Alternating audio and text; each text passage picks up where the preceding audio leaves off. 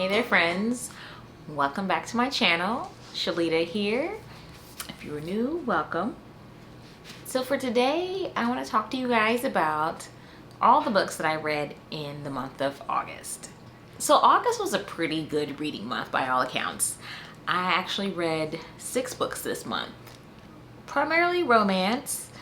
I did get a fantasy in there, / romantasy, and a thriller that I am more than positive should have been marketed as just general fiction, but that's not my job to determine that. So anyway, let's go ahead and dive right in. Quickly though, however, if you're not already, please hit that subscribe button, click on that bell so you can get notified every time I upload a new video. I generally upload every Sunday unless life happens, and then I don't. So without further ado, let's hop back on in. All right, so the first book that I read in August was Part of Your World by Abby Jimenez. So this is my first book by Abby Jimenez, and it was a delight. This is a romance. And the tropes in this one are age gap, I'd say opposites attract, and I don't know if I want to say, well, small town. It's a little bit of a small town romance as well.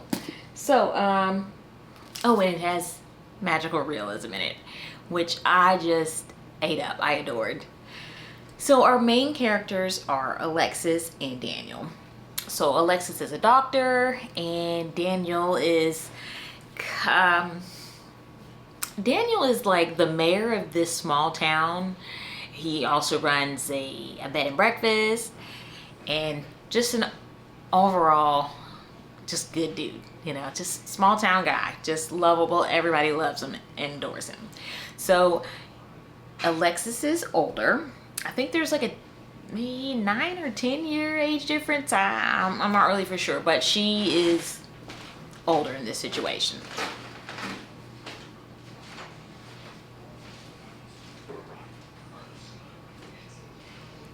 So this was a really wholesome, really sweet, fluffy romance. Like I said, you know, she's a doctor. He's, you know, from the small town. So, you know, off top, Alexis is thinking like, you know, they're from different worlds. This could never work. And you see that that's pretty much the issue in their relationship. Like, she adores him, he adores her, but ultimately she just keeps going back to, you know, this thing in her head, like my family's never going to accept him, in which she's right. Like her parents are total like uppity snobs, you know. But just an overall really good, wholesome book. There is this one scene that is just hilarious. So the author a lot of times like drives these points home about, you know, how sheltered Alexis has been, you know, her life compared to his. So there's this scene where, you know, Daniel calls her and she's like freaking out. And so he's like, you know, hey, you know, what's wrong? What's going on? And she's just like, you know, like, I can't talk right now, and I'm having an emergency. I'm having a crisis. You know, my power's out. I can't get out of my, you know, I can't make any coffee. I can't get out of my garage to go get coffee. He's like, well, what kind of, you know, what kind of stove do you have? What kind of range do you have? And she's like, I don't know. Because he's like, well, hey, you know, if it's gas power compared to electric power, you know, you should be able to use it. She's like, I don't know. So, he's like, well, you know, why don't you call an Uber or something? And she's like, I don't have the time or whatever. She's just freaking out. And he's like, well, there should be there's an emergency button on your garage door that you can just press, you know, so you can get out. But it was just so cute. You know, she was having this little meltdown. Like, she's just having this meltdown. And it turned out that her asshole of an ex had like hit, you know, switched the breaker off to turn the power off, and you know, she didn't know what a breaker box was. She didn't know what a breaker box was. So it was just a really cute moment. I just Like I felt her pain. Like yo, I need my coffee. When I need my coffee and I can't get it, I'm having a meltdown too. So I could empathize with her in that scene right there. And the magical realism in here was just so, it was so adorable. You know, this book it just had these moments where it just felt like a mix between National Lampoons and Bewitched or whatever. And some of you are probably too young to even know what Bewitched is, but it was just really comical moments, really cute moments. So yeah, I really enjoy this. I think I rated this 4 stars, so an excellent read. If you have not read anything by Abby Jimenez yet, I highly recommend this. It is a part of it's a standalone, but apparently it's part of like it has like interconnected books. So this is book 1, and then book 2 is yours truly, and then book 3 is what is it? Just for the Summer, Only for the Summer, something like that. I haven't read either of those yet. Just this one. This is just my first one. So anyway, excellent book if you have not read anything from Abby yet.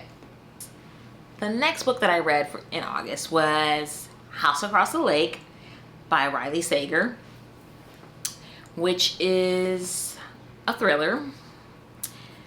So I rated this one 3 stars, and it was a generous 3 stars. Okay, so I listened to the audio of this one, and I have just been like, this has been one of my most anticipated reads for the year. Like, ever since I heard about this book like months ago, I was like, I can't wait to read that book. Like, I can't wait to read it. I was trying to convince my boyfriend to like read it with me, to listen to it with me, you know, to like buddy read it. And he did not, so that's okay. Definitely not his loss. He definitely dodged a bullet with that one. So this book follows our main character, Casey, I believe is Fletcher. Doesn't really matter her last name. Casey, right? So Casey is like this former actress. She's like a big time celebrity who is kind of in seclusion at this point at her family's lake house. And she's ran into some legal trouble. She's got a drinking problem. She is a widow. She lost her husband like a year prior to the story or something like that. Anyway, but she just pretty much spends all day drinking, you know, and hanging out in the lake house, hiding out from everybody, hiding out from the world. So she, one day, she's hanging out, drinking, and she sees her neighbor, like her, you know, she sees somebody. She doesn't know it's her neighbor. She sees somebody like in the lake, looks like they're drowning or whatever. So she saves the person. Turns out it's her neighbor, her new neighbor from across the way, who also is a little bit of a celebrity herself. She is a former model. So anyway, Casey kind of becomes obsessed with this woman and this woman's husband. She's constantly like spying on them, using her binoculars, you know, checking out across the lake. She becomes convinced that this man is trying to kill his wife, and she basically sets out to, you know, prove this to be true. It started out so promising, like it really did. It started out kind of good, and I will say I gave it 3 stars because, you know, I liked Casey, even though they kept, you know, pounding it home how much of a, you know, a drunkard she was. I enjoyed her at times. You know, I enjoyed her humor, her, you know, her sarcastic humor. But her being nosy as hell, like, Casey, girl, like, mind your business, mind your business. Like, she was constantly like meddling and making things worse. But I mean, it had, like I said, you know, the humor was great, but it was, I guess the story itself was maybe, I don't know if the story was slow, but anyway, it ended up going off the rails, and it went from being like this thriller mystery situation to a completely different genre. So yeah, Riley, yeah, no, it was, I gave it 3.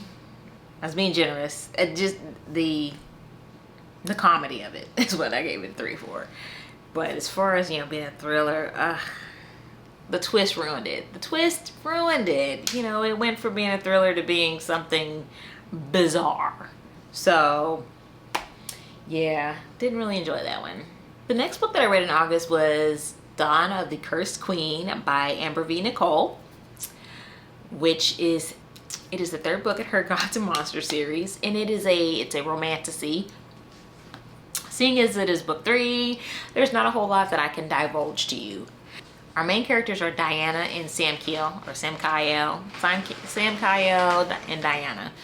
So Sam Kyle he's the god of all gods, and then Diana is an Igmorathan, so she's like a monster, you know, shifter, monster, whatever. They have basically, by design, they're like enemies. But you know, if you've read book 1 or book 2, you know that they somehow fell in love. So book 3 pretty much, like I said, I can't give you a whole lot of details on it, but book 3 is pretty much them dodging and hiding out from their enemies. So in book 2, the bad guys, the baddies, think that they've killed Sam Kyle, but she, Diana saved him at great cost. She saved him.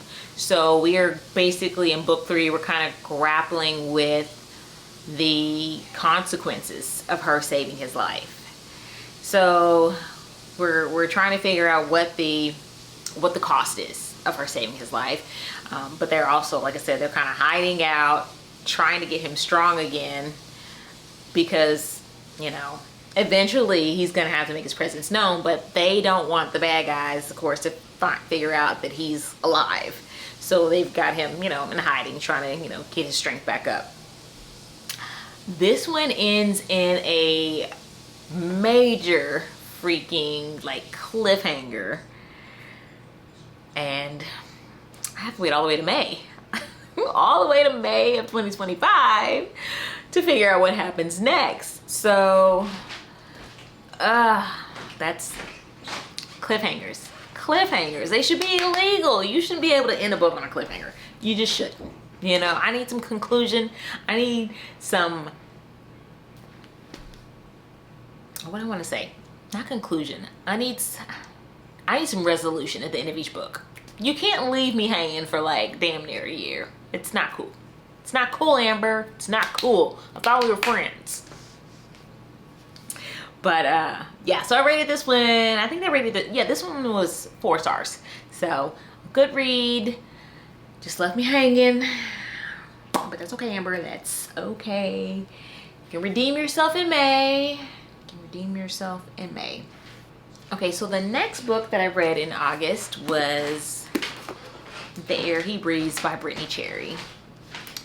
And this is a romance. This book, let me tell you, I don't know why Ms. Cherry loves to make me cry, but this book emotionally wrecked me. It did. I was an emotional wreck. Boohoo crying at times, sobbing at times. This book is heavy. Trigger warning with this one, I would say grief. Grief. If you are grieving a loss, especially a fairly new loss, take care in reading this. Be very kind with yourself. Take breaks as needed. But this book is very heavy. So our main characters are Tristan and Elizabeth. She's a widow. He's a widower. Man, try to say that 5 times fast. So they have both experienced, unimaginable loss. And they meet on this chance encounter. She hits his dog, right?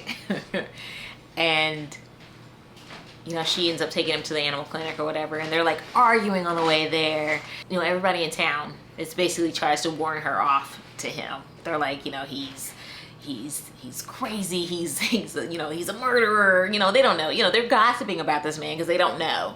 So they're just, speculating. Like, he works at a weird store, so they're like, he practices magic to, I don't know, they just make up rumors about him.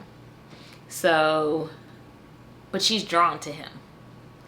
And as much as he's like an asshole towards her and is basically trying to, push her away, she's just that much more drawn to him. And she's able to she can see the hurt in him because she recognizes it in herself. She sees him being an asshole, but deep down inside, she's, she can see, hey, there's some pain under there. Eventually she breaks through that hard exterior, and they both share how they've lost their spouses, and they come together in their grief, and they decide to use each other not to heal, but they use each other to keep the memory of their spouse alive. So they're coping together in a very unhealthy manner, but you can't really tell people how to grieve, but by all accounts, the way they're going about it is not the most healthy. But their grief is just so palpable, it's just, and what they experienced. So you get a lot of flashbacks, and it's the flashbacks for one that are killer, especially Tristan's flashbacks. It was hard. I could kind of relate to his situation somewhat. I've been through something similar, and I'm telling you, it definitely, those flashbacks triggered things in me and left me sobbing at times. But his pain is just so, and hers too. There's a scene where she goes in the closet and she's looking through her husband's clothes, and she's just pulling them all out, and she's just, crying, sobbing, loudly, and she just kind of rolls herself up in his clothes, smelling them, and she cries herself to sleep. And when she wakes up, her 5-year-old daughter is laying there with her, and she's covered Elizabeth up with her little kid blankie, and it's just such a tender moment. But I really love this. And there's this thing with these feathers. I don't know if you can see the cover art, but they're a bunch of feathers. So in the book, they mention how there were some feathers in Elizabeth's mom's yard or whatever, and her daughter Emma was curious as to hey, why are these feathers here? Where did these come from? And so her grandmother, Elizabeth's mom, tells her, hey, that's basically that's the angels, that's your dad, that's how he knows where you are, that's how he knows where you are. And so it becomes this thing that whenever she sees a feather, it's from her dad, and she likes to take pictures with these feathers for her Daddy and Me album. And it's just oh my God, that is just the cutest thing. That is the cutest, saddest thing. Yeah, it has a happy ending. I know I keep talking about how sad it is and all the grief. There is a happy ending in this. It is a good book. It's just super, super heavy. I read this in my last reading vlog, so I will link that if you want some more thoughts and insights into it. but just a really good book. Just be careful. Follow it up with something fluffy. And with that in mind, the next book that I read was Technically Yours by Denise Williams. And Denise Williams is also another author that I just adore. She does fluffy romance so well. She does fluffy romance so well, witty banter so well. This was like the perfect book to follow up that other book with, you know. I read this right after reading The Air He Breathes, and it was a nice palate cleanser. So this is a second chance romance. So we have our main characters, Cord and Pearl. So Cord and Pearl previously like worked together. They had like a little fling, and it was, you know, it was real undercover because he was kind of he didn't start out as her boss, but he became her boss at some point. And so basically they were having, you know, like this secret little relationship. Well, Pearl gets this job across the country and she takes it, right? So Cord was happy for her, but, you know, part of him wanted her to stay. He really wanted her to stay, and hey, you gotta go where the job takes you, right? So, but even when they were, you know, because we get these flashbacks, get the flashbacks of their, you know, relationship and how they met and all that. But she had told him from jump, like, hey, I'm not looking for anything serious.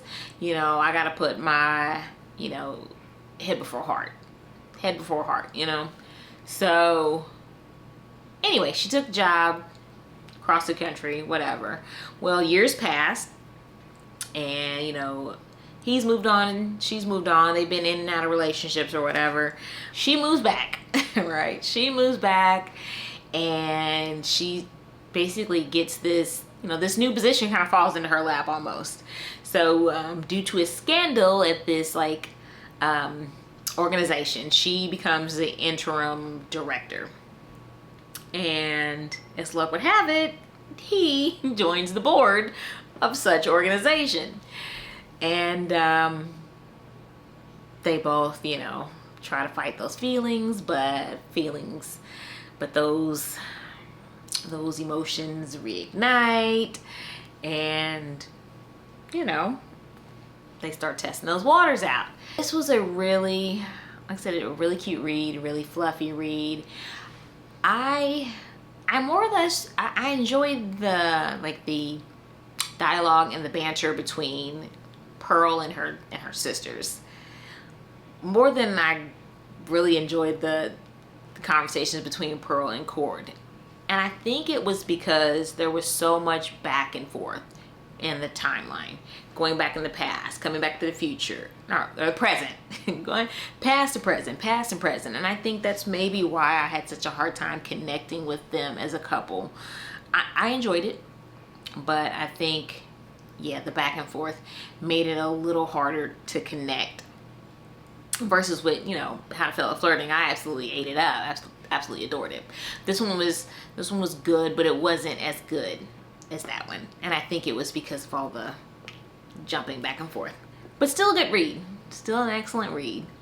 The final book that I read in August was Saving Noah by Lucinda Berry. And this is probably the hardest book. The hardest book I've ever read. So this is marketed as a thriller. I felt it more or less met general fiction. You know, it didn't feel like a thriller. So this story is about our main character is Noah. It centers around his mother, because we have two POVs. So the mom, Adrienne, and then Noah. And so Noah is this all-American kid, you know, excellent student, high school swimmer, just a great athlete, all good things going for him, right? And then he confesses to his parents that he molested two little girls that he's like the swim coach for. You know, he teaches swim lessons, and he admits to molesting them.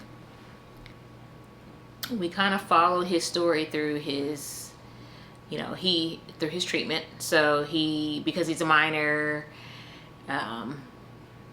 they don't try him as an adult. They send him to like a rehabilitation program for youth offenders. This was a hard read because, you know, you're getting Adrian's POV, and you're hearing how his crimes affected her, you know, her husband. They have a young daughter. So basically you're hearing how his crimes affected their family. You know, it tears their family apart. You're hearing how they're ostracized. You're hearing about, you know, how the response from the community, you know, because you know, it's not just him. You know, they don't just look at, you know, the community is not just looking at, you know, and pointing the finger at Noah. They are pointing the finger at the family too.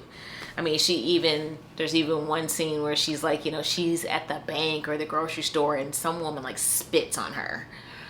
I mean, and you hear Adrian minimize his actions, minimize what he did at times. Like, hey, you know, well, yes, he hurt them, but, and then, you know, not like she's not justifying it or rationalizing, but she's minimizing it.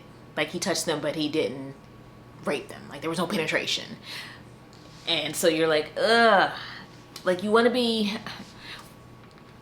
you're so like outraged and you know, disgusted by Noah's actions. But then you hear when she's not minimizing what he did, when you're hearing her pain of, you know, basically losing, you know, almost losing her child, you know, like he's, you know, just as a mom, like hearing her pain and watching her child, you know, suffer. And don't get me wrong, you know,